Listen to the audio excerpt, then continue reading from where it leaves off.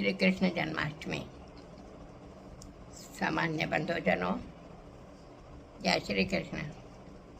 जन्माष्टमी जयंती उत्सव है। आज के दिन भगवान श्री कृष्ण ने अवतार धारण करके असुरों से संतृप्त प्रजा के लिए मानवता का उद्धार किया था। भगवान श्री कृष्ण ने 2 अमूल्य रत्न दिए हैं, गौ और गीता। जहाँ गौओं को शारीरिक स्वास्थ्य और बुद्धि का मूल कहें तो गीता को संजीवनी अमृत। अतः गौ और गीता की आराधना करणीय है। संक्षेप में भगवान कृष्ण को सर्वोत्तम योगी राज, नित्यज्ञ, शिरोमणि कहा जाता है। आइए इस पावन पर्व पर वार्ता आरंभ करें। विषय है श्री कृष्ण जन्माष्टमी। श्री कृष्ण जन्माष्टमी। श्री कृष्ण का जन्म भाद्रपद कृष्ण अष्टमी बुधवार रोहिणी नक्षत्र में ठीक आधी रात को मथुरा में हुआ था। उस समय इनके पिता वसुदेव और माता देवकी कंस के कारागार में थे। श्री कृष्ण के जन्म के समय सभी पहरेदार सो गए। वसुदेव अपने पुत्र को टोकरी में लिटाकर अपने मित्र नंद के पास नंदगांव ले गई। संयोग से यमुना पार करते समय श्री कृष्ण के चरण स्पर्श करते ही नदी का जल उतर आया। उधर वसुदेव नंदगांव पहुँचे। संयोग से नंद पत्नी यशोदा ने एक पुत्री को उसी समय जन्म दिया था। यशोदा ने वसुदेव श्री कृष्ण को मित्र नंद के घर छोड़कर उनकी पुत्री को टोकरी में लिटाकर दोबारा ले चले।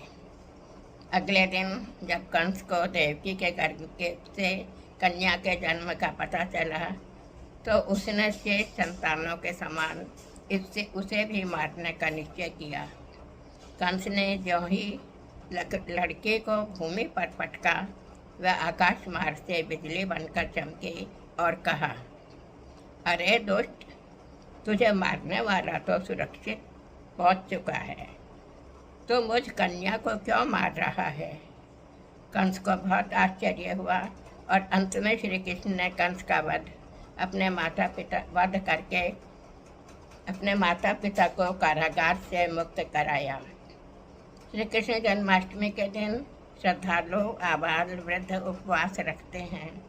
यह उपवास चंद्र दर्शन के पश्चात चरणामृत लेकर फलाहार से खोला जाता है।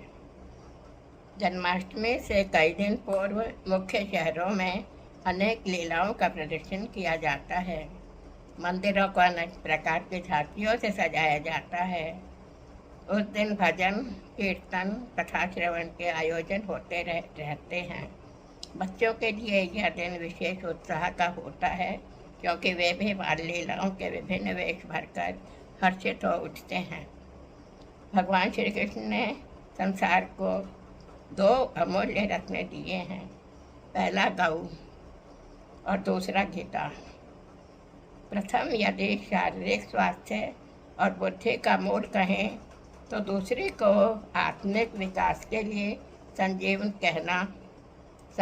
कहना उपयुक्त ही होगा।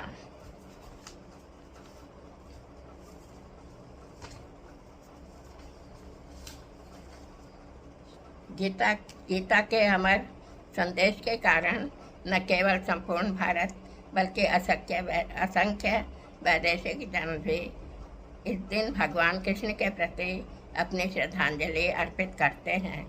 भक्ति काल में रसखान, मीर, ताज बेगम आदि के ऊपर कृष्ण भक्ति का वह रंग चढ़ा कि जीवन भर नहीं उतरा। आज हिंदू जाति यदि शान से जीवित है तो हमारे महापुरुषों के जयंतियों के कारण ही। इन्हीं से प्रेरणा पाकर प्राप्त करके, इन्हीं के जीवन से शिक्षा ग्रहण करके हम अपने एक निश्चित ध्येय की ओर बढ़ने में समर्थ हो सके हैं। अतः आज के दिन हमें विशेषतः भगवान श्री कृष्ण के चरित्र का पारायण कर उनसे शिक्षा ग्रहण करनी चाहिए। भगवान श्री कृष्ण को कोटिशः नमन।